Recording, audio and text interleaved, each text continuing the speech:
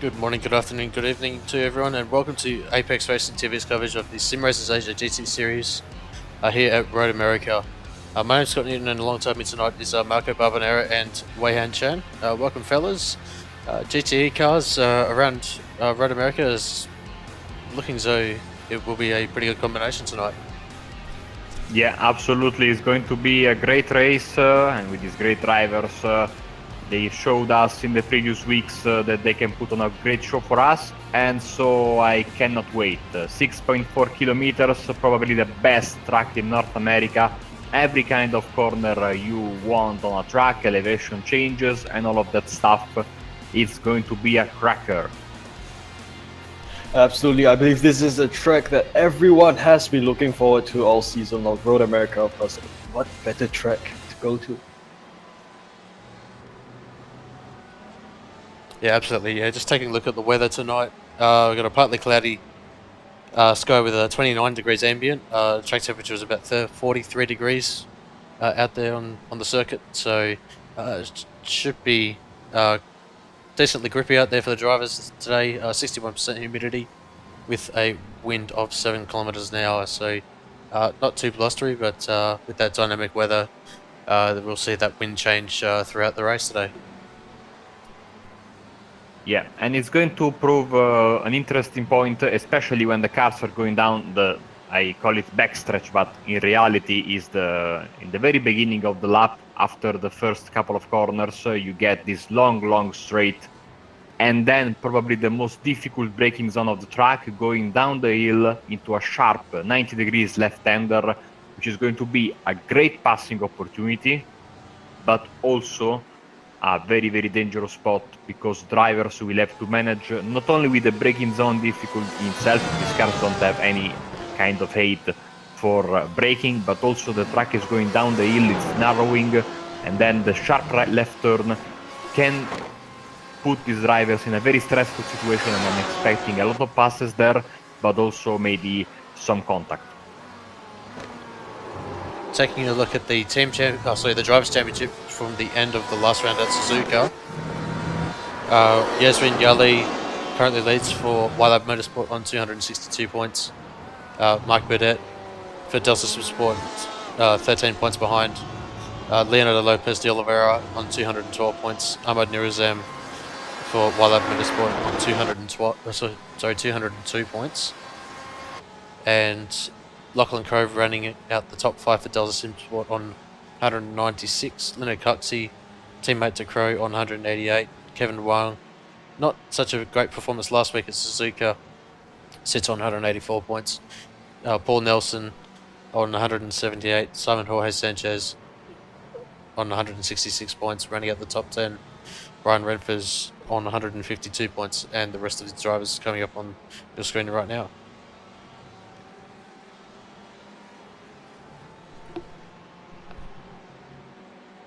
Yeah, we got a pretty competitive field once again today, and this is going to be a very long. It's going to be a 1 hour race. The track is very long, but it won't change. I think it will change in the part of when you pit and when you don't pit, because it's much more difficult to get stuck into traffic, especially lap traffic, since the lap is so long. Like we saw at Spa-Francorchamps, we will see if the fuel burn is big enough.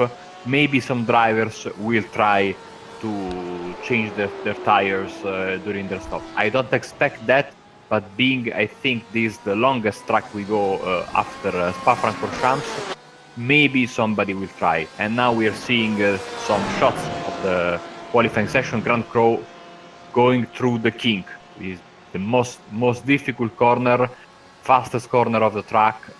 Absolutely impossible to go there side by side, but I'm pretty sure someone, especially later in the race, will try for that move, because it's so tempting.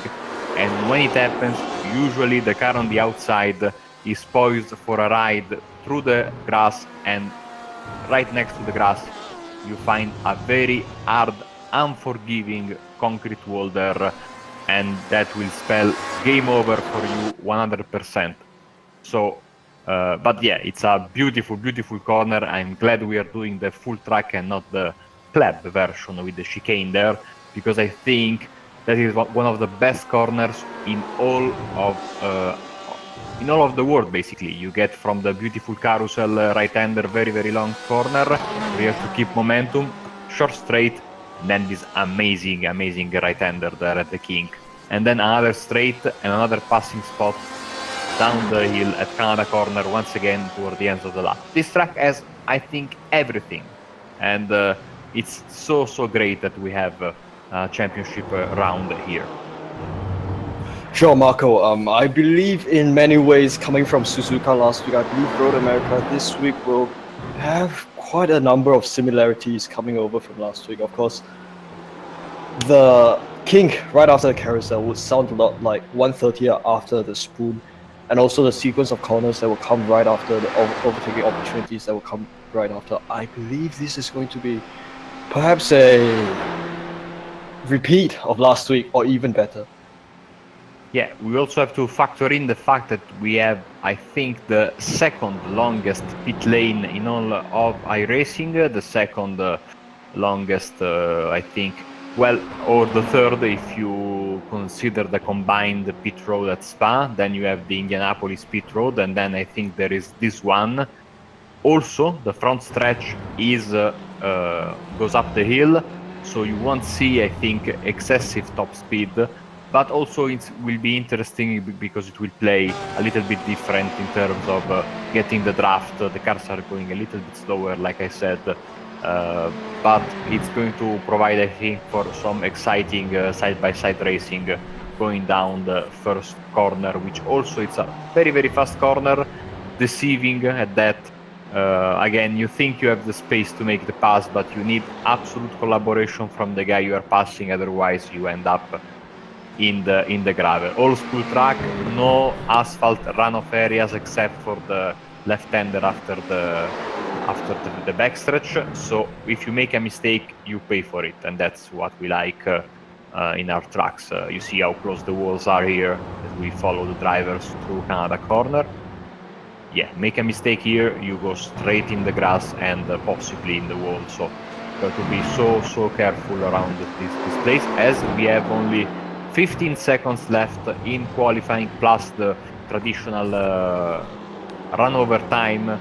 So drivers will be able to finish their lap if they are on a flyer, and then we will have the final standings for you, and we will get ready for the grid. Also, I think we will have a long time to talk because, if I'm not mistaken, you get the entire pace lap around here. So, Sure, I'm gonna enjoy that. one of the old school tracks of iRacing. So, you see Leonardo de Oliveira trying to improve his position. He's sitting in P5 at the moment, and he will not improve. I was reading in Alex Zanardi's book, the famous champ car, 2 times champ car winner and Italian racing legend. He basically said when he first came to this track, his race engineer, which is the late Monan, who passed away the other day, said basically if you have like a 1 second, 1 second and a half gap to the car in front in this place, is like getting 3 tenths on another place. It's so long and so technical. You don't have to be scared of the big gaps you get in qualifying.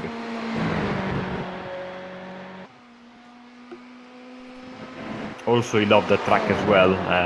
Another testament, if needed, of the beauty of this particular place. Sure. Scott, what do you think? Because there's only one Road America. It's as unique as it is, as Marcos, as he said through his stories. Yeah, Road America, obviously one of the favourite tracks of mine. Looking forward to this one. As just we see Martin Sparsi coming around the final corner as he's up the hill, looking to improve. See if he can beat the 203.1. He's not able to do it. 204.8. Yeah, so he moves up to 203.7. So that moves him up into 5th place. So good luck for him. But yeah, to be honest, yeah, looking forward to this race. Favorite track of mine. Did a reconnaissance race earlier in the day, so I know what the drivers are going through today. But yeah, Wei Han, I'll get you to take us through the grid once the session ticks over.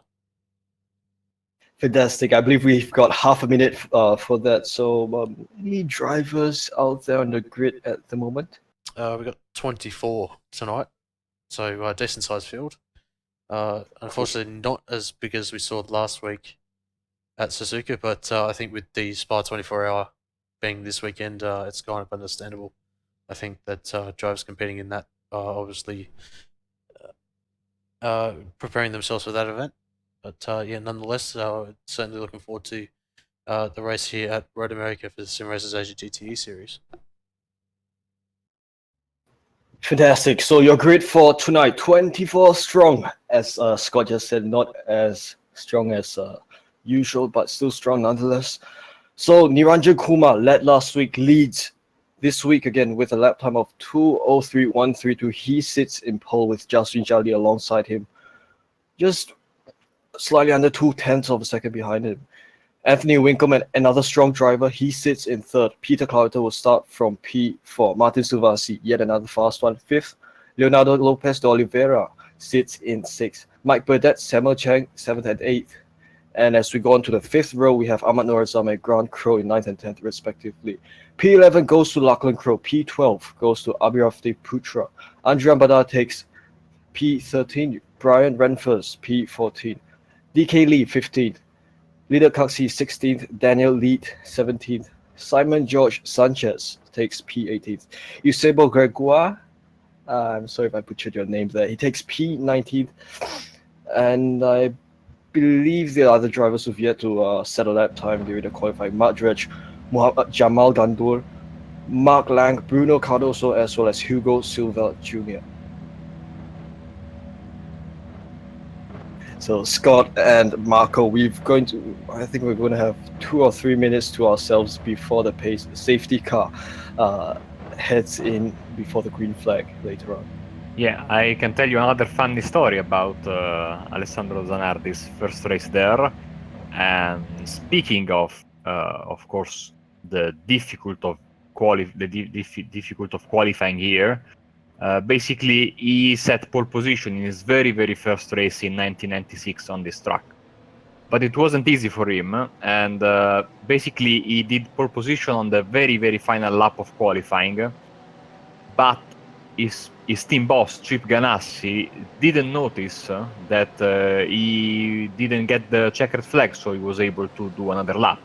So basically, he did the entire Road America lap where he did the pole position with Chip Ganassi talking on his radio about really unimportant stuff, or saying things about what they were going to do the other day. And he was talking so much, he says in his book, that Alex couldn't push the push to talk button and say, "Please, Chip, I'm trying to qualify here."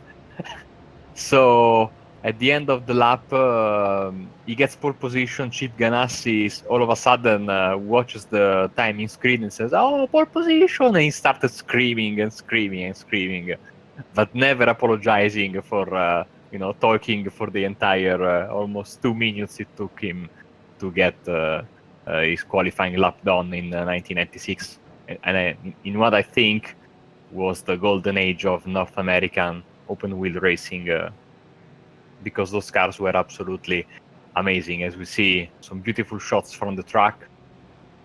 Of course, going to be very careful pacing here, and on one hand, it's good that we have that long of a pace lap because the drivers will be able to gather themselves. It's just a 1 hour race like in the other places, but this track is so demanding, so you want to be 100% focused on what you're about to do.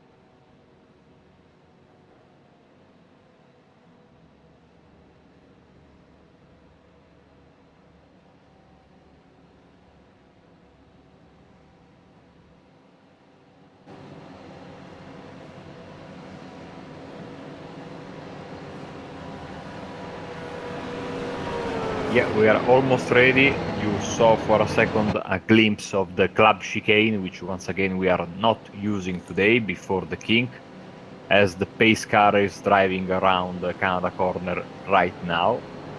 So we are getting almost there. It's one of the best tracks in the world. We're going to have a great race. Just final few corners. Very difficult to get a pass here, so you have to be done with your move in the end of the race. Basically at Canada corner. No way you can pass through there unless you get some slipstream as the pace car peels on the right. And we are racing at Road America.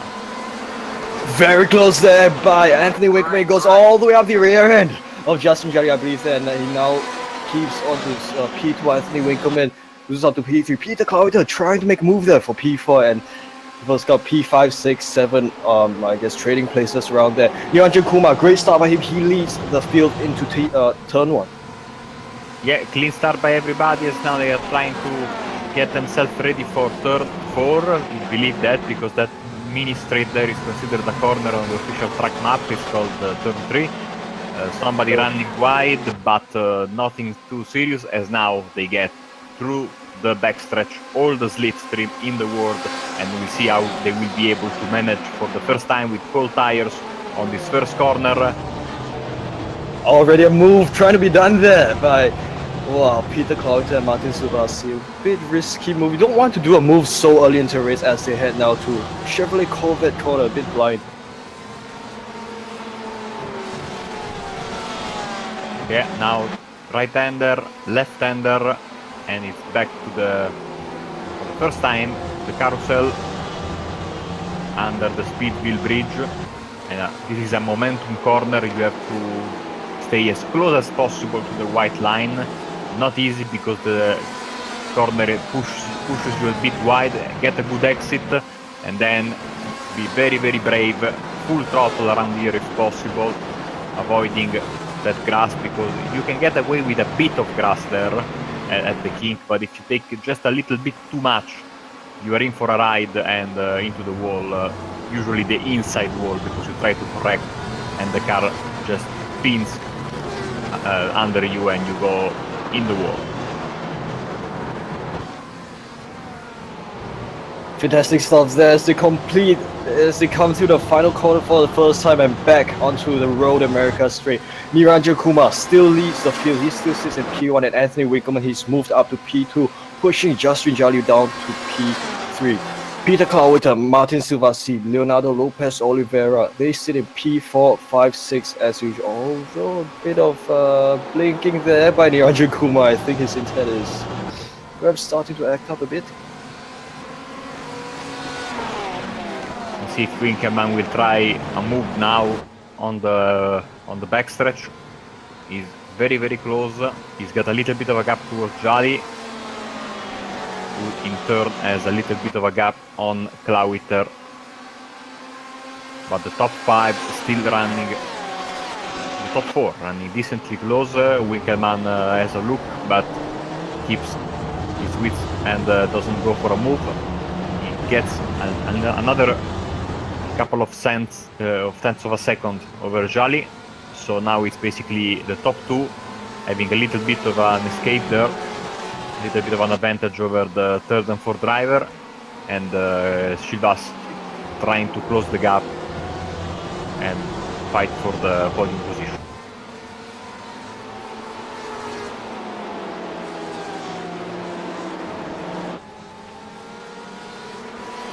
Beautifully done there. Just look at how each driver is trying to feather their throttle, just enough throttle to make their way through the carousel and not losing too much speed to prepare themselves to enter the kink stop. Yeah, definitely. Going through the kink there, trying to go as flat out as you can, but in this hotter weather, it's not quite flat out. Even if you try and get the line right, you try and take a little bit of grass on the entry to the kink there, but also you try and take a bit of grass on the apex. But yeah, it's not going to be flat in this weather, unfortunately. So yeah, the drivers got to be careful that they don't run out wide onto the grass on the outside, because that'll fire them into the wall, which is within very, very close proximity. On the start-finish straight, we have Winkelmann setting the fastest lap of the race so far at 2:03.9, and is so close to our race leader Niranjan Kumar. Only 0.2 of a second. This battle is definitely on, and I think that Winkelmann has a little bit more speed in the beginning of this race. We are on board with him. This looks like a possible move on the inside. Side by side they come, and Anthony Winkelmann, he snatches the race lead, slightly wide down the exit of the corner, but he takes the race lead away from Niranjan Kumar. Kumar down to P2. Great move, clean move there. It was beautifully done, and this, of course, makes it possible for Jolly to close the gap a little bit. We will see if Kumar will be able to end to second place, or we will have to look behind him and defend from Jolly, who's getting closer and closer, of course, due to these two guys battling for position.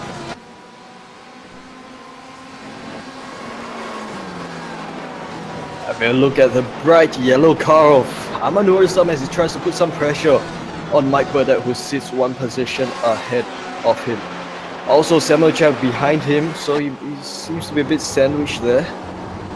And this could be a 3 or even 4-way battle for P number 7. Yeah, we see these 3 Ferraris and the Porsche right behind them.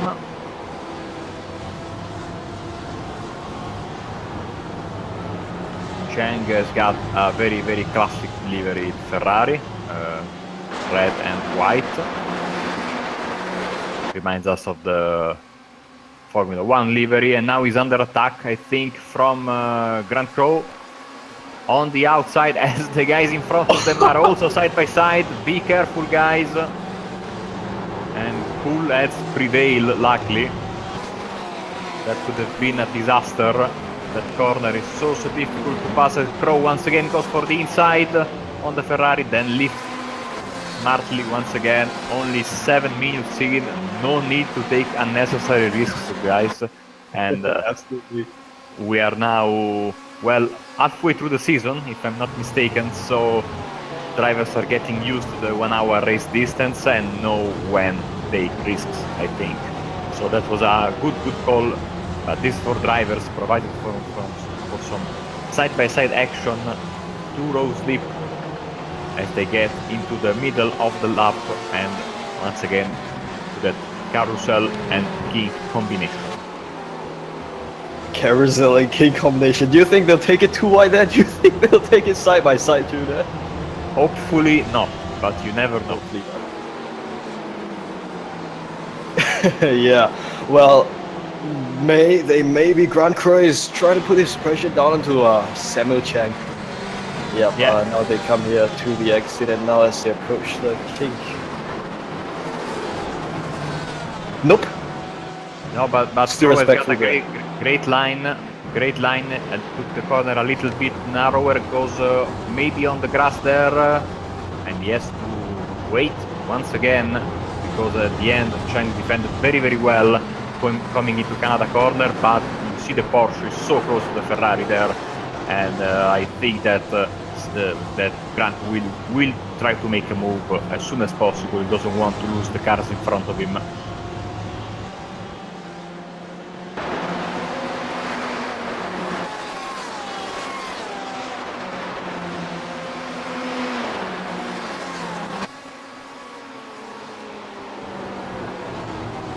Amanur Sam taking the inside there, daring move by him, but he does, no, he doesn't make it. He doesn't make the move that tried to, but now he comes towards turn 3, and I think his line through there may have cost him his exit, and now he's still sitting in P number 8. Yeah, front. that was a risky move. He lost a lot of time, and now he's in the clutches of Chang and Crow once again. The ebb and flow of this racetrack is amazing.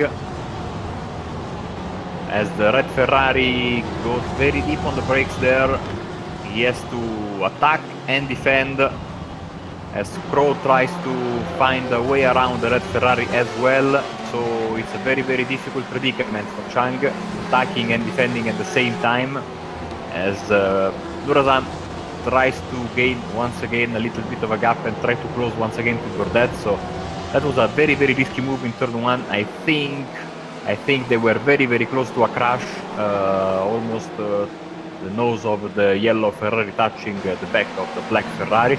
They avoided contact, as now we see Nurazam having a not so optimal exit from the carousel.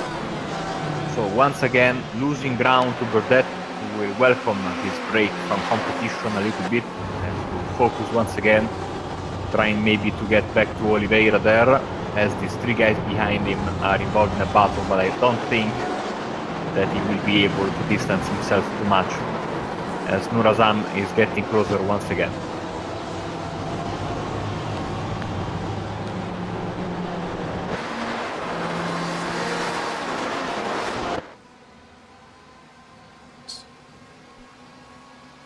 Just looking a little bit further up ahead, see that Winkelmann's opened up the gap to 1.6 seconds. Last time around he was over a second quicker. Oh, sorry, about a second quicker last time around than Naranj and Kumar. So Kumar may have had a small mistake, or whether he's just heavily defending Jasmine Yale, both in Porsches.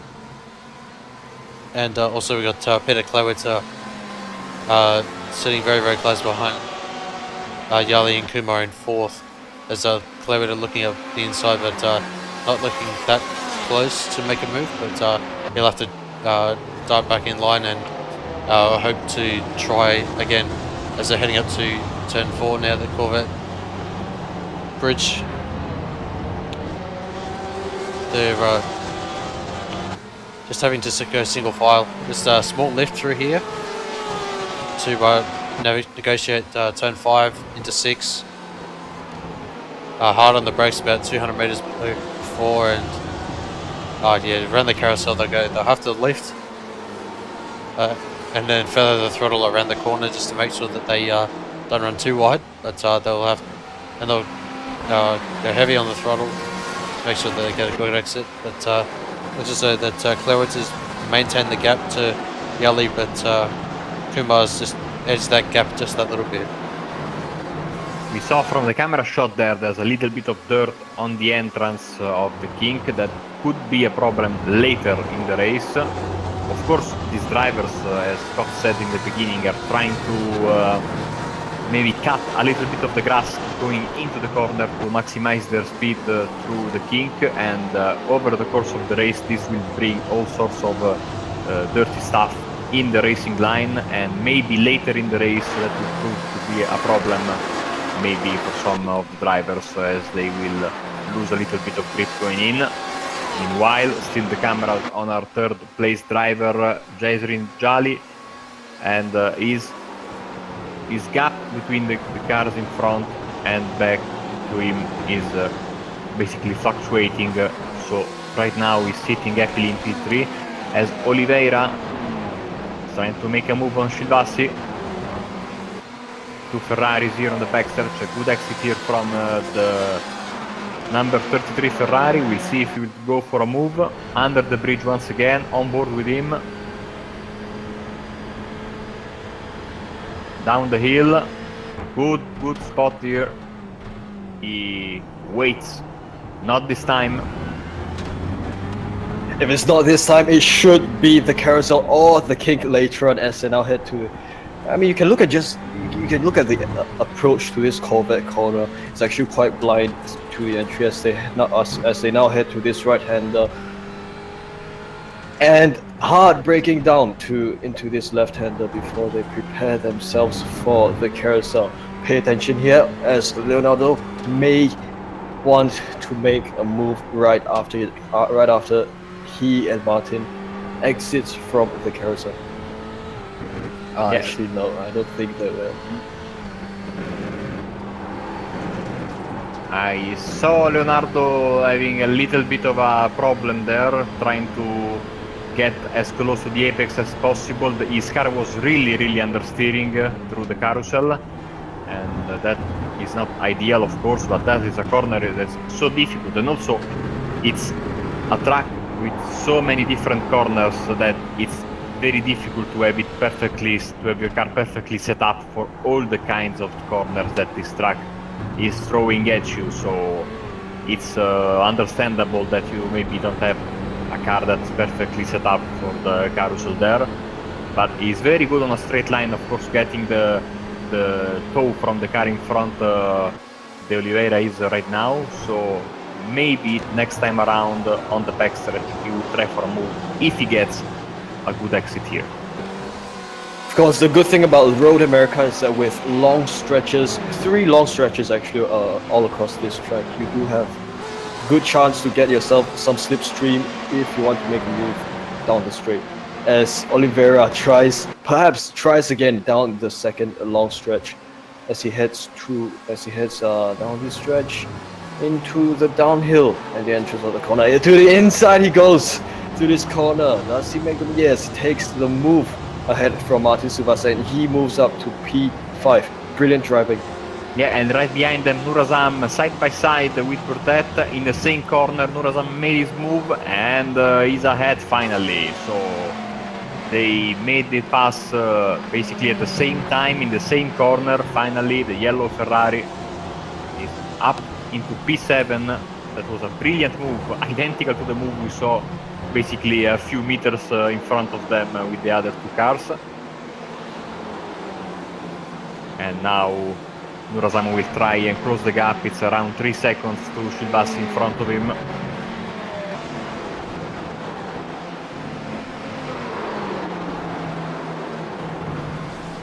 So far, nobody has been caught by the grass here at the kink on the outside, which is good. That may change later in the day when the tires get a little bit more worn, even though we have to say always that these tires are designed for, as Nurazam makes a mistake, let's see if Burdett will gain from it. He had a wild ride in the grass, also sideways. A good run from Burdett here. That couldn't do all the good work that Nurazam has done throughout the first part of the race to get the move done. On the outside, 404 Ferrari against the yellow Ferrari on the inside. Very close here. They are side by side. Amazing racing through the second corner. Now we see on the right-hander before the backstretch. Oh! And they are still side by side, and Cheng is coming for them. Good exit from Burdett. Nurazam is in the grass. Onto the grass he goes! Wow! He lost a lot of speed. He saved the car, but I think we'll have to yield the position. And that's what happens. Yes, and also Cheng trying for a move there and then lifting at the last second. So Nurazam fought basically for the first 18 minutes to get the move done on Burdett. He gets the move, but then a little bit of a mistake in the final corners of the track, and all of his good work is undone, and he has to work now back from scratch to try to get his position back.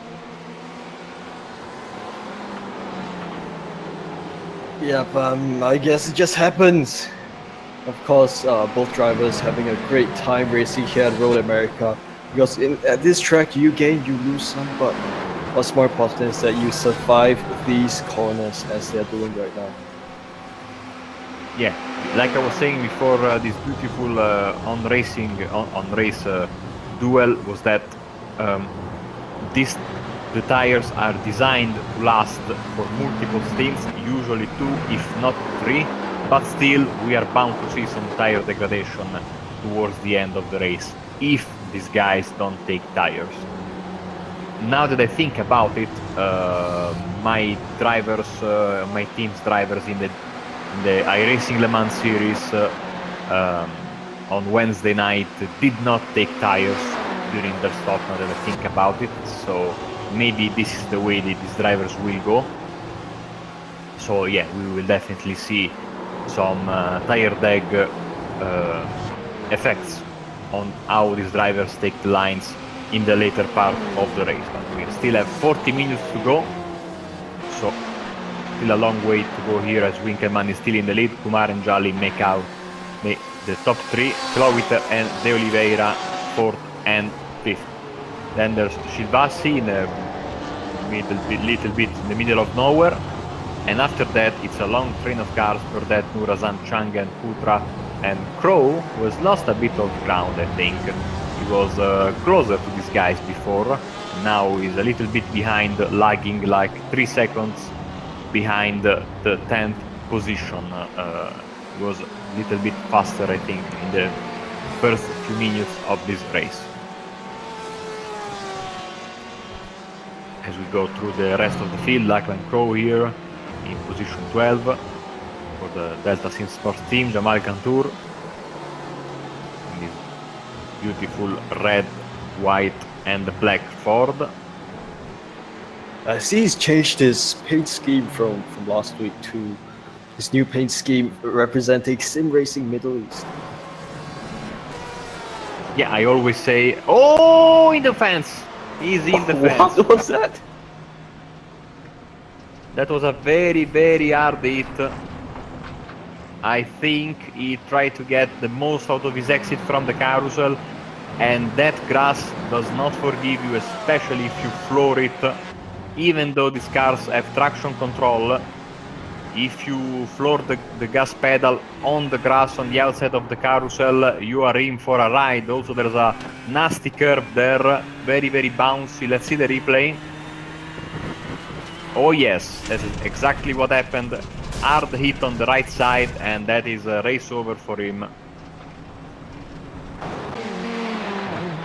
Quite unfortunate for Grand Crow.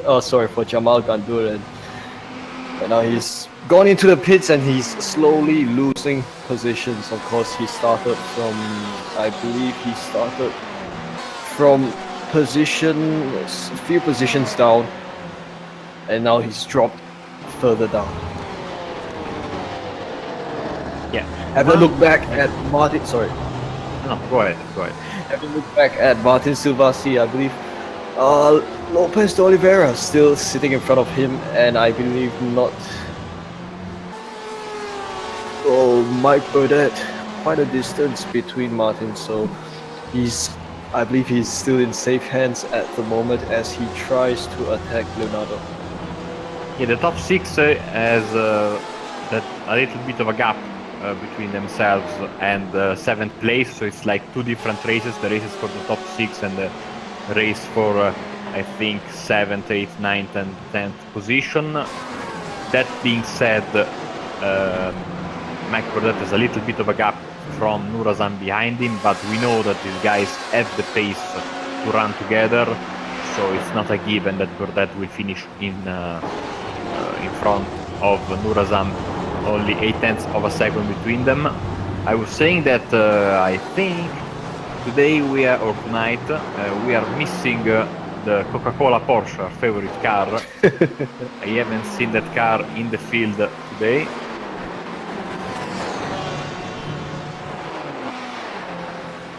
Let us see Daniel Litt in P16 chasing the orange Ferrari of DK Lee. I think is his first race for the orange Ferrari in this championship this season. Because DK Lee, I believe he's actually been a rather long time participant, although perhaps his first round for this season, and he's in his beautifully presented Ferrari there. He represents iRacing Korea, and it does seem like the representation from Korea has dropped a little bit this season. I see some damage on the front of his Ferrari, so some contact, I believe, in the very beginning of the race. nothing major, but you want all your downforce and for the corners and all your aero efficiency for the long straights. So not ideal here, but number 5 to 7 Daniel lead car, the Porsche, is not being able to close the gap on these straights. So, well, Lee has got the draft from Coxey right in front of him, so that will help. I don't know if he was alone, if he would have the same amount of straight line speed, because yeah, that is some pretty big damage on the front of his car, and we know how big the aero, the downforce of these cars is, especially based on the underside and the lower part of the car, and of course not to mention the huge diffuser on the back that these new generation GTEs have.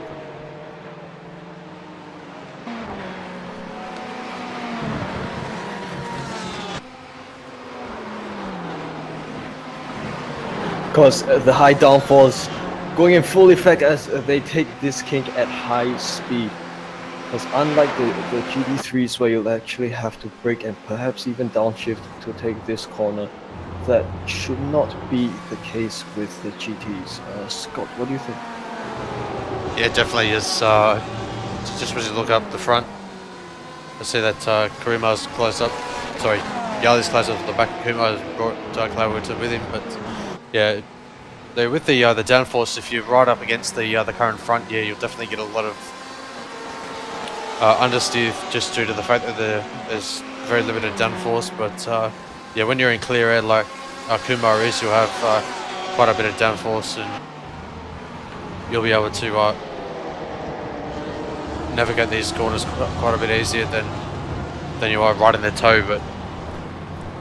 But yeah, as you say, and I mentioned earlier that yeah, the kink's probably the most problematic corner in this track, just due to the fact that yeah, if you run just that little bit wide, as we see Leonardo Lopez de Oliveira just run that little bit wide and clip the grass there.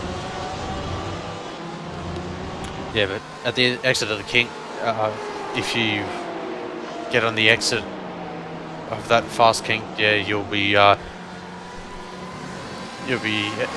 getting a one-way ticket straight to the wall. So just as we see them navigate through there now, well, as we see Cloudwater getting right on the exit curb there, maximising the exit there, but not able to close up the gap at the moment. Gap between the three drivers there, averaging about 3.5 tenths of a second between all three of them. Yeah, very good battle between these three Porsches here. Of course, when you have the same manufacturer battling, you know it's down to the driver, down to the setup. They seem pretty evenly matched on all sorts of parts of the track, both on the straights and in the corners so far. But it's going to be a long battle that I don't think will be resolved until the very final part of the race, because these three guys seem to have pretty similar pace. Now the fastest of the three has been Kumar, and in the previous lap he was the slowest of the three, but still he's leading, so clean air and a little bit of, like you said, of he's got better downforce through the fast corner, but that of course he has to deal with the fact that he has he gives basically a big toe to the guys behind him on the straight. We'll see if these three guys battling will get Oliveira back in the fold for second position.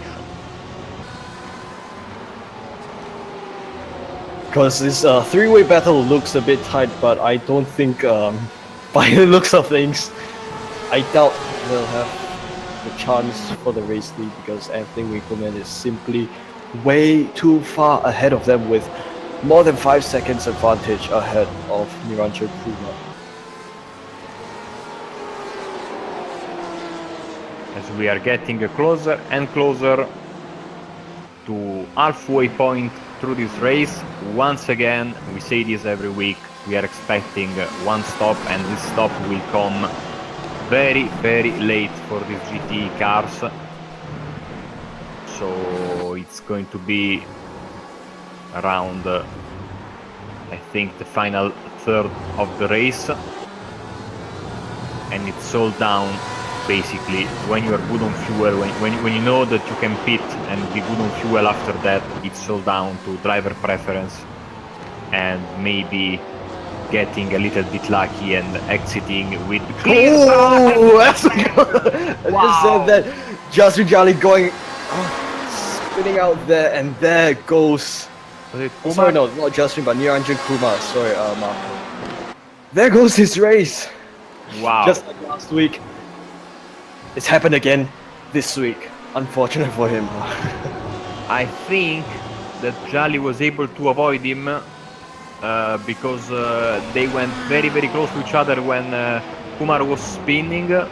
I think looking at Jolly's car that he seems fine, but that was a scary moment, and of course was a disappointment for Kumar. He was having such a great race, and now this three-way battle for P2 has become a two-way battle, and Clawiter trying to get the most out of it. Down the hard braking zone on the left-hander, and he makes the pass. Good driving. Justin tried to make a switch back there, but Peter cleaned off and he holds up, and now it's for him to make any attempt to close the gap with fast Anthony Winkelmann, who sits in the lead at the moment. We said it is in the beginning and throughout the race, this track is unforgiving. You make one little mistake and you are in the wall. There is no way around it. And even a very experienced driver like Kumar was caught out by the difficult nature of this track. Good camera shot here, because we see Clawiter doesn't have any kind of damage, luckily.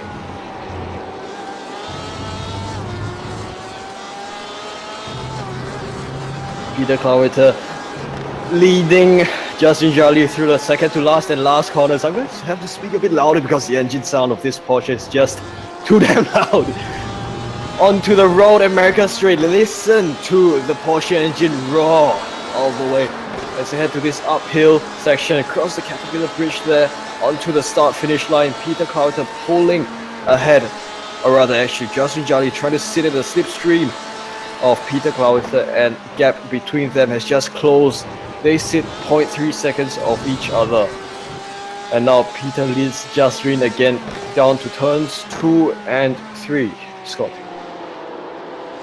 Yeah, it's a bit of an unfortunate error there from Kumar. He took a 13.7 second stop, so he's one of only 4 drivers that have pitted in this race so far. Currently sitting 32 minutes elapsed. And so yeah, I'd expect everyone to come through the pit lane with probably about 15 minutes to go. I'd say that would be the latest that the last person would drive through the pit lane, but yeah, having said that, drivers taking their pit stops early and just trying to go for an even stint. That's probably the way to go if you're stuck in a little bit of traffic, but yeah, I see that I would just run that little bit wide there, and that's going to allow Yali to close back up gap at the moment, about a quarter of a second. So see how Yali goes through the exit of the carousel. Gap's open just that little bit, probably that extra tenth that Clawiter needs to defend into the Canada corner, but Yali didn't get the best run through the kink there, and that's opened up the gap even further. So Clawiter doing an awesome job at the moment.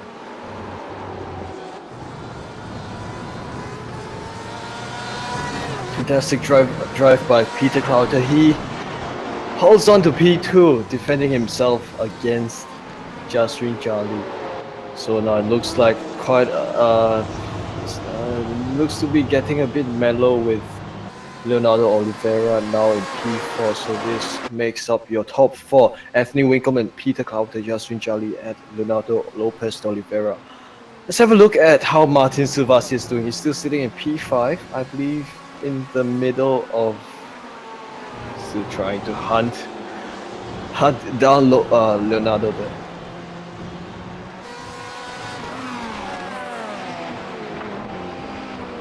So we have another guy in the pits,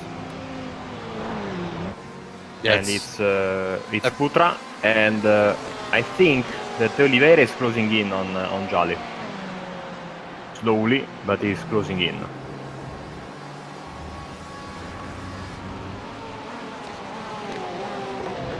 let's put up the graphic. Last 5 laps, Oliveira's actually opened up the gap a little bit from 1.1 seconds to 1.4 on the last lap. So might have been a little bit of a mistake there from Savasi on lap number 13, but yeah, it's just slowly closing that gap back in.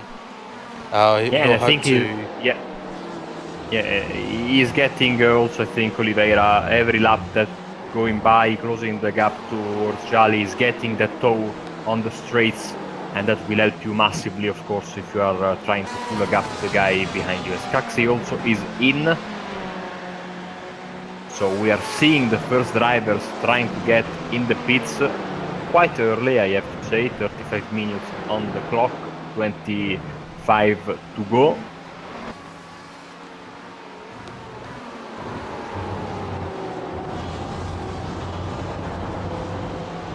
Let's have a look at Linnet Katsu. Oh, sorry. Actually, cameras down to Andrew Ambada as he sits behind DK Lee, a bit wide on the exit of the curbs goes DK there. As they now enter the carousel. Let's look at how they feather their throttle through this corner, of course. The line and throttle application being the most important here to make your car go across without losing too much tires. Onto the kick deck up. Oh, okay, a lot of grass that DK Lee took there through the apex. As now you're right on board, Andrea Ambada on the Ford GT engine is not as loud as you'd expect from the Ferrari or Porsche as he heads now to Canada corner. Tried to make a move, but still sits behind DK Lee. Andre sits in P15.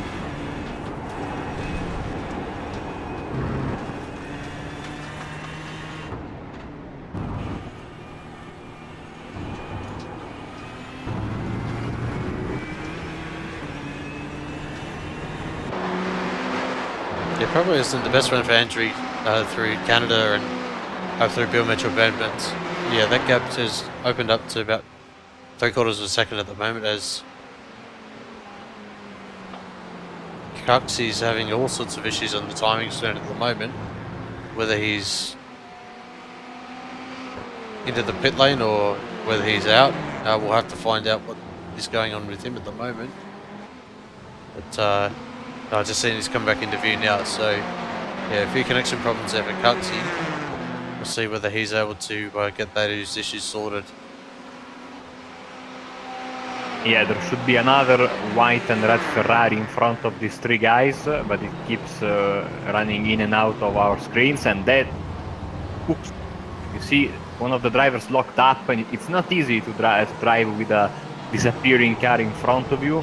Now he's wide, really wide. He's slowing, maybe he knows of his connection problem and he's letting these guys by because he knows he's being an hazard to the other drivers, and that is a very, very classy move from him. We'll see if he reappears. Yeah, he's there, right behind these three cars. Unfortunately, his ping was actually up all the way to 1,500, but now he drops. His ping is, I think, down to whereabouts of 500. So, internet connection issues that he should be facing at the moment, causing his disappearance and teleportation and stuff. For once, I thought a UFO might have been present here. Now Nurazam is in the pits. We see a replay here of Shilvasi.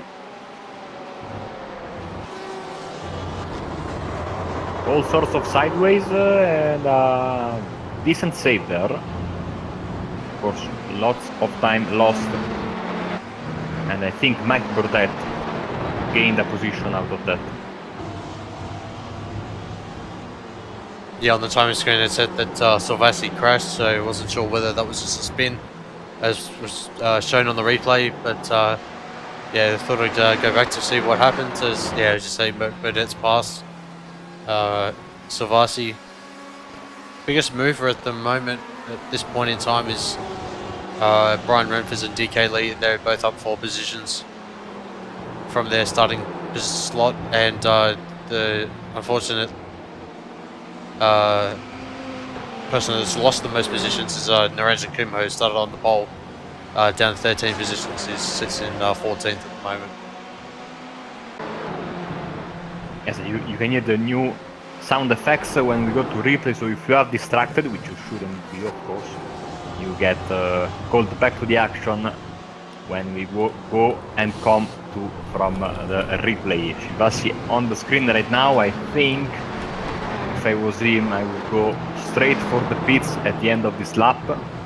20 minutes to go, a mistake, so if you go to the pits, you have the chance to catch your breath and get ready for the end of the race. Of course, he stays out, but Jali is in the pits. You see him on the left of your screens there.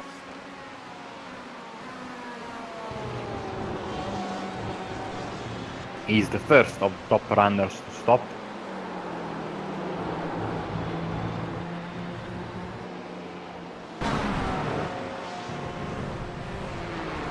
Below look at Abi Putra there, wide onto the grass he goes. Because I believe a bit too much throttle, not enough turn in there, leading to him taking the corner too wide. But he's managed to save the car and avoid a spin. Yeah, and he managed to keep the gap to the car in front of Gregoire pretty close, even with that run through the grass, as he now maybe will try for a move. Good exit there for the Porsche. On the inside, on the main stretch, as I think Kaxi pitted again, as did Ambadar. And Putra gets the move done on the classic liveried Ford GT red, white and blue. We see around the world in the past few years. That So I like... interesting way to make the move, I think. Almost crashing into the wall at the kink and then having a good exit speed through the S's, the final corners, and start finish line to make the move. I wouldn't try that again if I was him. Absolutely not. Because cameras back to Peter Clauter, he's leading. No, he's not leading. He's in P2. But Leonardo Oliveira, he's actually made his way up to P3. I think he made an overtake move somewhere there. And now he's perhaps going to put some pressure down on Peter Clauter. But Peter's gap to Anthony Winkleman has actually extended all the way up to close to 8 seconds. So now it's just a battle for P2. Peter Clauter in the Porsche versus Leonardo Lopez de Oliveira in the Ferrari. Shivasi and Chang are in the pits as well. So I think that only Winkelmann, Clauter and de Oliveira of the top runners have yet to stop. And their stops will be coming soon. Now basically we understand that all these drivers are getting shorter and shorter on fuel. Clauter looks in his mirrors, de Oliveira moves left and right, trying to make himself big in his opponent's rear view mirrors, but Clauter keeps his cool and stays ahead, even though I have to say Oliveira made a very good comeback. He closed the gap to the guys in front of him lap after lap, and I think he's very good. He's in a very good position to fight for a podium spot after all the pit stops have been done, and it was a very good drive from him after a not very good qualifying and not a brilliant start on his part. I'm not exactly sure which driver the lap traffic right in front of Peter is, but this is going to look quite interesting as Peter leads Leonardo down this. The kink there was well executed there as they now head into Canada corner. Will the Ferrari see? Nope, the Ferrari still holds on there, but it may be around at this point. Come on, try to make a move there.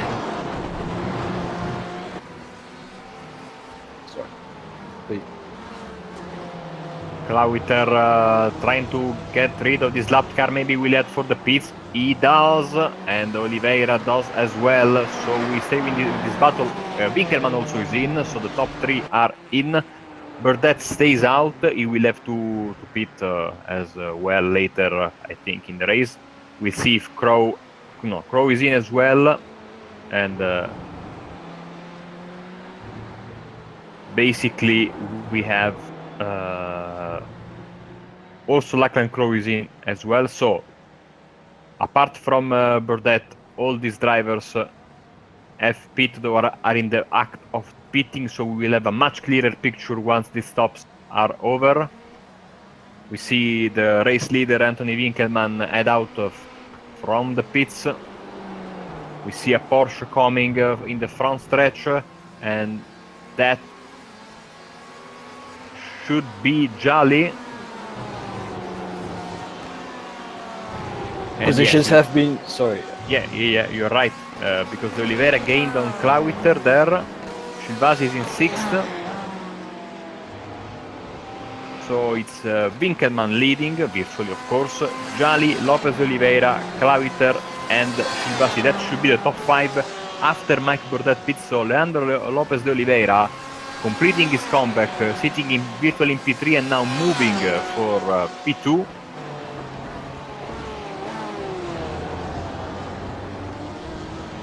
So that was a very, very good drive from Oliveira. Good pit stop. Those positions have been reshuffled. Peter Clawiter now relegated to P5 and quite a distance away from Leonardo. I believe there may be a bit of pit stop strategy there going on. Maybe Peter took more fuel, but he is now 2.5 seconds behind Leonardo de Oliveira. As you see now, he takes the carousel.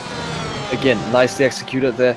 Right on the exit curbs and over the kink he comes. Excellent exit there, just skirting the curbs there as Mike Burdett, interim race leader, takes the pits. Now, having watched the Wednesday night stream of the Racing Le Mans Series here on Apex Racing TV, and having talked to my drivers who run in the GTE class, they were having problems because with the way in the Le Mans series, with the way it works in the Le Mans series with the prototypes, you are basically forced to pit around what the track position of the LMP1 is. So you risk, as you see, Burdett slotting in behind Clawiter. So basically you risk losing, finishing your fuel one lap earlier. Of course, with the GTE only field, we don't get this kind of problem. And we see, by the way, that at the end of the pit stop window, Winkelmann has gained even more. He's up to almost 11 seconds over Jolly, as De Oliveira is very, very close on the Porsche, goes for a move on the inside. A little bit out of shot there. Yeah, can you make it side by side. They come through the Corvette corner, a bit out of shot again. And but Oliveira makes it. Fantastic driving by Oliveira. He moves up to P2. Justin Jolly goes down to P3. While Clawiter still sits in P4, and he's now coming from under a bit of pressure from Mike Burdett. And that was a great move and completes, I think, the comeback for Oliveira. What could have been for him if he started from a better position? I don't think he would have been able to challenge Winkelmann for the race victory. But this is a very, very good drive from the bright yellow, lime green Ferrari. And it's up to 4 spots gained from his initial position for the Macau Sim Racing driver. So that was a good drive, I think, apart from Winkelmann, of course, deservedly is I think the best driver on track today. That was the drive of the day for the number 33 Ferrari. Just like last week, he made a good comeback to come in P3 last week.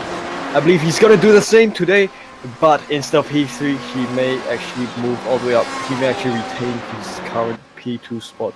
Although now it comes under pressure again from Jasrin Jali. In the foreground, as you can see here, through turns 1, 2, and probably down to turn 3. A bit out of shot there again because Cameron. Now, actually, this is like I said before, and I know it is crazy. This is actually turn 4 because turn 3 is that straight between the two right-handers. Absolutely, yeah. Doesn't make any kind of sense to me, but that is considered a corner for whatever reason. Just as this long stretch, actually, there is another corner down that long stretch before the downhill left-hander. You know, I'm the last guy that should talk because being an oval guy, I insist that ovals have 4 corners, but everybody knows when everybody knows they have. Yes, they have technically, yes, speaking, but we all know there are 2 corners. That being said, cameras now are on Oliveira, and he's trying to pull a gap there, but we know in the USA they have a little bit different standards, I think. Very different. Naming the corners or numbering the corners should be the right thing to say. This group here with less than 10 minutes to go doesn't look like it's been settled for P2 because even though Oliveira made the move, Jali is keeping the pressure, and the 2 guys behind them are waiting for the smallest of mistakes.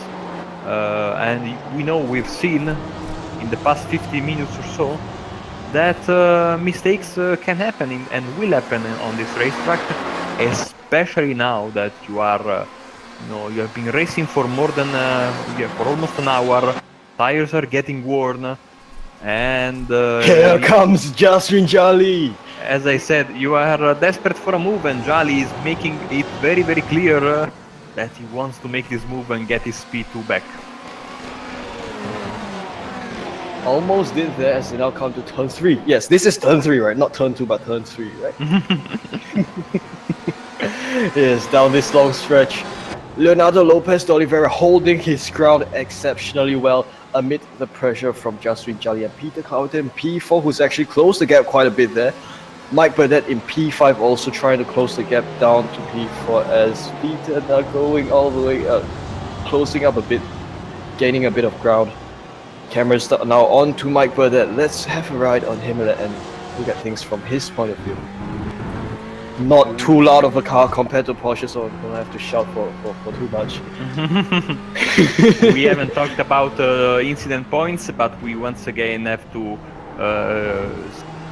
say that we have a 20 incident points limit, but this track, I mean, yeah, you get a little bit wide at the kink, but usually when you do that once too many times, you get into the wall, so it's not going to be, I think, a problem. We will not see a lot of disqualifications in this final few minutes, so we will not have to worry about that. As Burdett gives us a good seat, probably the best seat in the house, to enjoy this 3-way battle, this 4-way battle, I should say, for second position, as Oliveira now is 13 seconds behind Winkelmann, so the win looks to be in the bag for car 296 Trixim Sport, and it's all about the remaining podium positions. Of course, we are always up for a great battle for first, second, even for last position,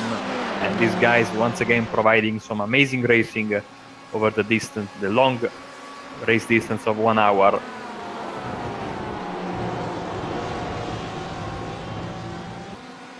Now, with the little time we have left on our hands right now before the checkered flag, let's move our cameras down to Niranjan Kumar for just a short while there, because he's actually made his way back to P1, 2, 3, 4, 5, 6, 7, 8, P9 after that unfortunate incident there where he spun himself out.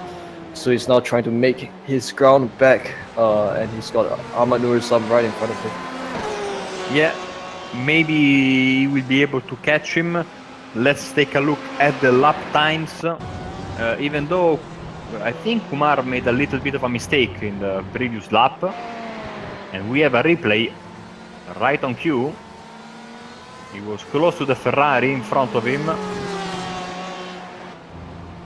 Oh yeah, that graph. Mistake there. So, despite 2 mistakes, he's still able to hold on to P9, which is quite remarkable, given the 2 incidents he's faced and also his pace. He has the pace.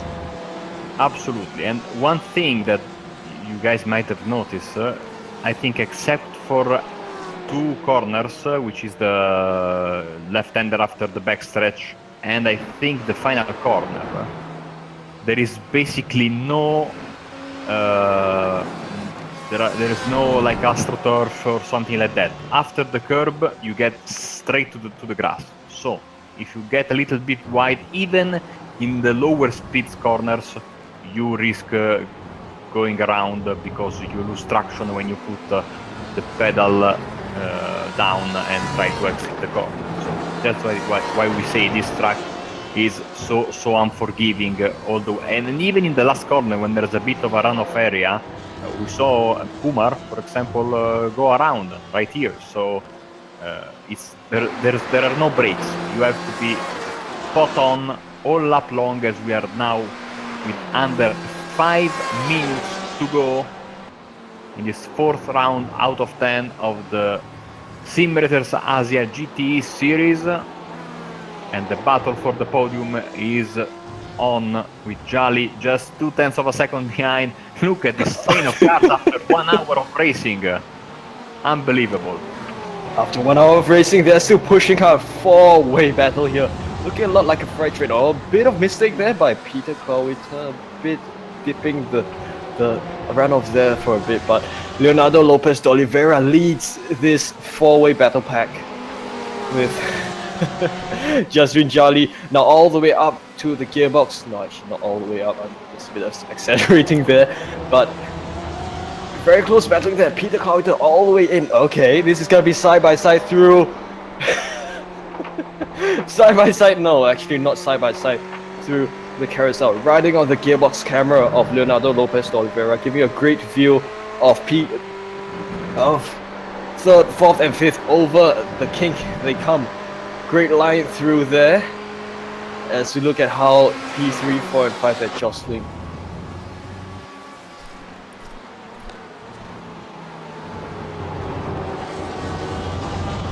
Oh, what happened there? Sorry, my connection, I think, went for a ride in the grass because I saw all 4 guys head to the wall there. Sorry about that. The magic of being on an Australian server from Italy. Sometimes you get this.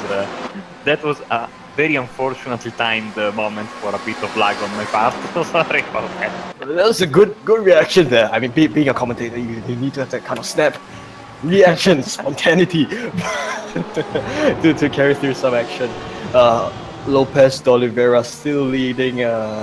Jasmine Jolly, Peter Kowita, and Mike Burdett. I have a feeling Peter is actually the more aggressive driver of this pack, judging by the way he's driving. And wow, I'm not sure how this is going to turn out. I believe less than 5 minutes, well, actually a couple of minutes till the checker flag. You see, they are all trying different lines. They are all trying to find the All sweet trying spot to different make a lines. move. And it's not going to be easy to make the pass because everybody has got the toe except for De Oliveira, but is defending very, very well. And like we said many times today, you have to be very, very careful because you might find yourself attacking 1 second and defending the next second if your move doesn't go well. So you have to be very, very careful, very, very precise. And I don't know if the leader will get the white flag this time around. I presume so, because he's still to start his final lap. He will start the final lap in a few seconds, so that should be the white flag for him, since we are under 1 minute and 30 seconds to go, and a lap takes around 2 minutes here, 2 minutes and 5.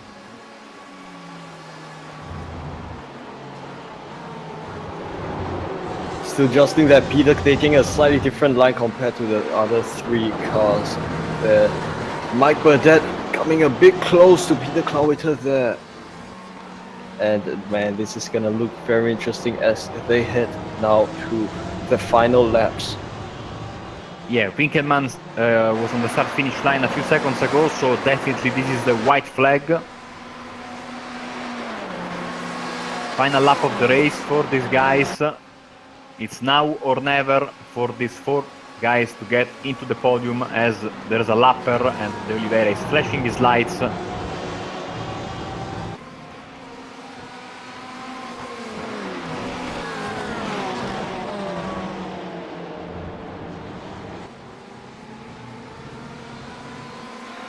Of course, final lap. Let's perhaps move cameras back to Anthony Winkelmann, who is the rightful race leader here. Yep, a bit of flashing of headlights there by Leonardo there. But Anthony Winkelmann sitting in P1, nobody at all behind him. He's got an amazing, massive 15 seconds gap ahead of every single driver. Of course, Yeah, as we follow Anthony Winkelmann through the final half of his race. Yeah, he's taking it very easy. He knows he's got this one in the bag. Behind him, everybody's like 0.5 of a second from one another. So this is going to be a ride in the park for him. All right, nice exit there, slightly touching the grass there as he took the exit of the kink, as he now prepares for this final slingshot down Canada corner. And right after this, 2 more corners to go.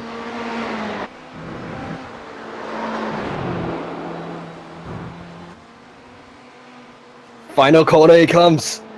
There, your race winner for round 4 Sim Racers Asia GTE Series, weaving there. Fantastic driving by Anthony Winkelmann there. Took the race lead from Niranjan Kumar and held it ever since.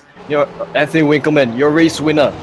He takes the race win as we move our cameras back to Leonardo Lopez de Oliveira. Great driving by him. He dares to weave actually. He weaves with so many cars behind him, applying pressure to it. Flashing headlights there. He takes P2, Justin Jolly P3, Peter Carter P4, Mike Burdett P5. Fantastic driving, great show by all 4 drivers. Yeah, battle for P13 here, Lit and Reinforce making their way for the final time through the kink, through Canada corner. We'll see if Lit will try for a move there.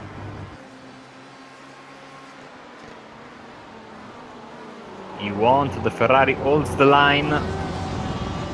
Not a very good exit there, but I think that will be enough for Reinforce to maintain his 13th position.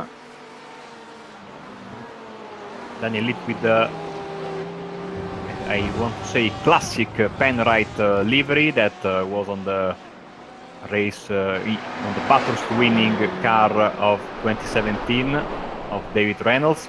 And he slows down and he is happy with P14. Maybe he's out of fuel, I don't know. Let's see. Other cars are coming. Lead crosses the start finish line in P14, Amadar lead, and we are missing a couple of guys, Kandur, Sanchez and Cox, I think.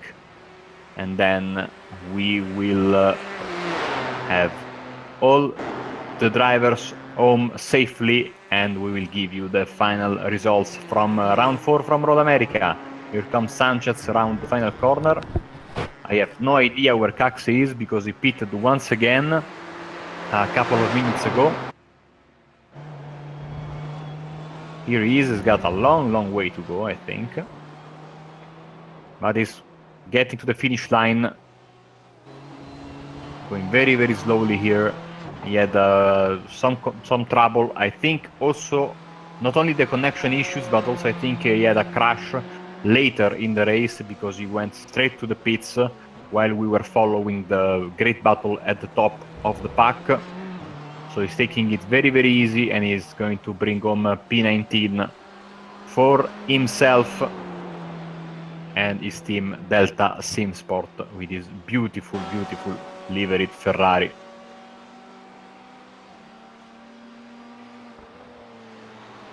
So it's been a great race, guys. Winkelmann had it in the bag after a few minutes, but the battle for the podium was very interesting. And like I said, props to Oliveira for never quitting and finding himself in second position after a long comeback. And too bad for drivers like Kumar. He made that big mistake, and that's going to cost him some points.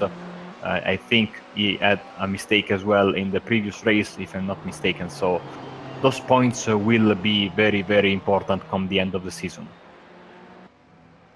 And we do have a comment by Daniel Lee that he actually ran out of fuel right at the finish line, explaining why he's slowed down to right off the race.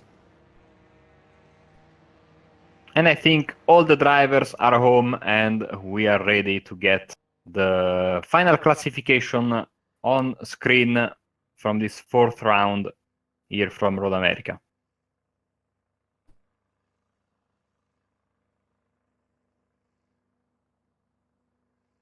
Here they are. So Anthony Winkelmann is your race winner, 15 seconds over Leonardo Oliveira. Jazrin Jali is in third, that's the podium.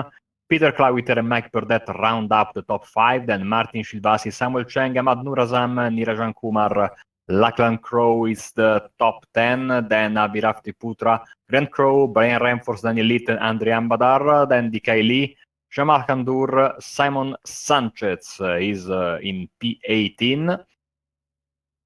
And after that, we have Linner Caxi in 19th, Mark Lang in 20th, and Eusebio Gregoire, Hugo Silva Jr.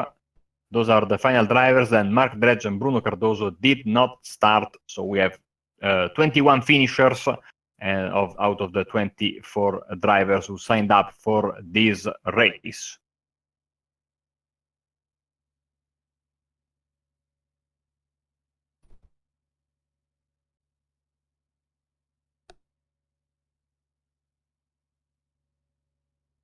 I think we have an interview. Yeah, we have one interview. We've got Anthony Winkelmann, race winner for Trick Sim Sports. Just about to bring him in.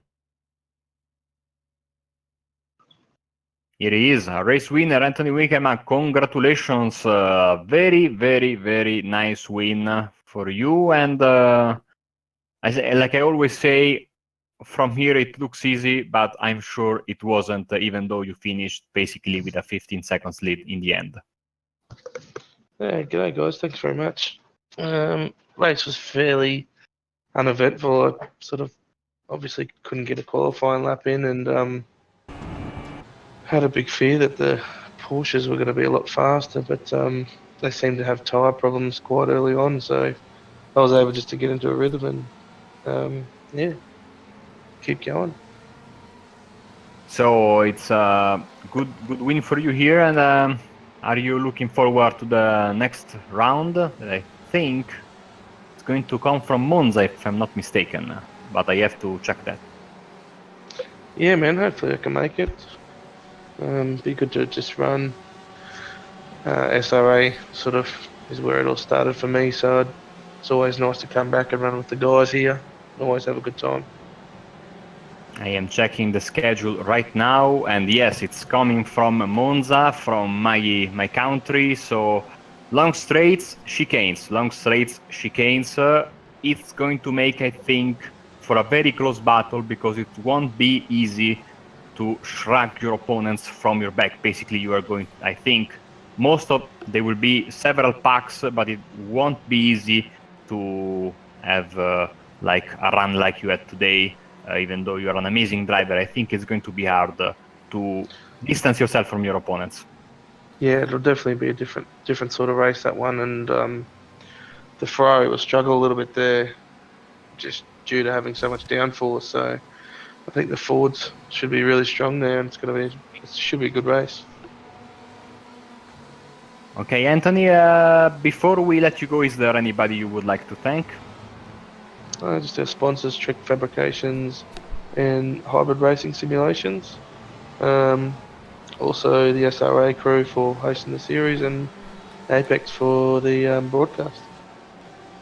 Okay, thank you very much, Anthony, and we will wait for you next week in Monza. Lovely. Thanks, Marco. Thanks, boys.